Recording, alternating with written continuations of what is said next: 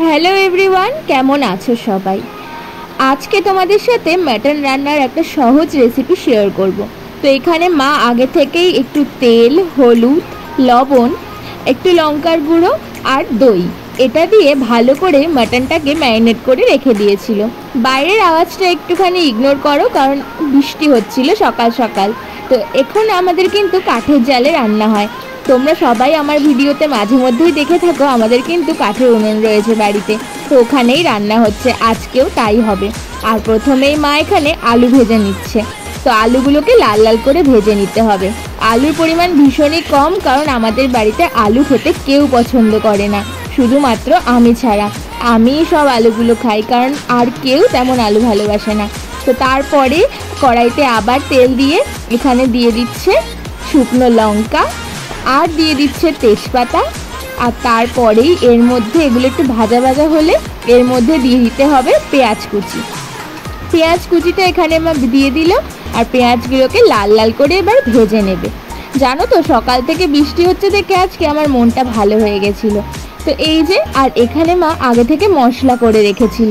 এখানে ছিল আদা বাটা, রসুন বাটা, তারপর পেঁয়াজ আর মায়ের স্পেশাল কিছু মশলা, যেগুলো মা বাড়িতেই বানিয়ে রাখে, যেমন বিভিন্ন রকম লবঙ্গ, এলাচ, দারচিনি, এগুলো দিয়ে মা একটা না সুন্দর মশলা বানিয়ে রাখে। তো সেগুলোই দিয়ে দিয়েছিল, যেগুলো মায়ের একদম হাতে বানানো। তো মশলাটা দেখো কি সুন্দর লাগছে দেখতে। আর একটু হলুদ গুঁড়ো দিয়ে দিয়েছিল ওপর দিয়ে। এরপরে ওই পেঁয়াজের মধ্যেই দিয়ে দিয়েছিল মশলাটা। আর মশলাটা একটু ভাজা ভাজা হবে, তখন দেখবে তেল ছেড়ে দেবে। তো মশলাটা যখনই তেল ছেড়ে দেবে তখনই আমরা মাটনটা দেবো। মাটন খেতে কে কে ভালোবাসো আমাকে একটু কমেন্ট করে জানিও তো। আমার কিন্তু বেশ ভালো লাগে, কিন্তু এখন আর সেরকমভাবে খেতে পারি না। আর যা গরম পড়েছে, এর মধ্যে মাটন খাওয়াটা একদমই ঠিকও নয়, জানো তো। তো দেখো, অলরেডি মনে হচ্ছে ওখান থেকে তেলটা ছেড়ে দিয়েছে মশলা থেকে। তো এবার মাটনটা মা দিয়ে দিল। যারা তোমরা গ্রামে থাকো তারা নিশ্চয়ই জেনে থাকবে যে কাঠের জালে মাটন, চিকেন, যে কোনো রান্না কতটা পরিমাণে টেস্টি হয়। আর সত্যি বলতে আমারও কাঠের জালের রান্না খেতে ভীষণ ভালো লাগে। সময়ও কম লাগে আর টেস্টিও হয় খাবার। একটা স্মোকি স্মোকি ব্যাপার থাকে, জানো তো, যেটা আমার ভীষণ ভালো লাগে। আর মা এখানে চর্বিটা তুলে রাখলো, কারণ ওটা এখন দিলে নাকি গলে যাবে। তো সেই জন্য মা তুলে রেখে দিল। এখন এটাকে নাড়ানাড়ি করছে, বেশ কিছুক্ষণ নাড়বে। তারপরে মা বলল কষিয়ে নেবে ভালো করে।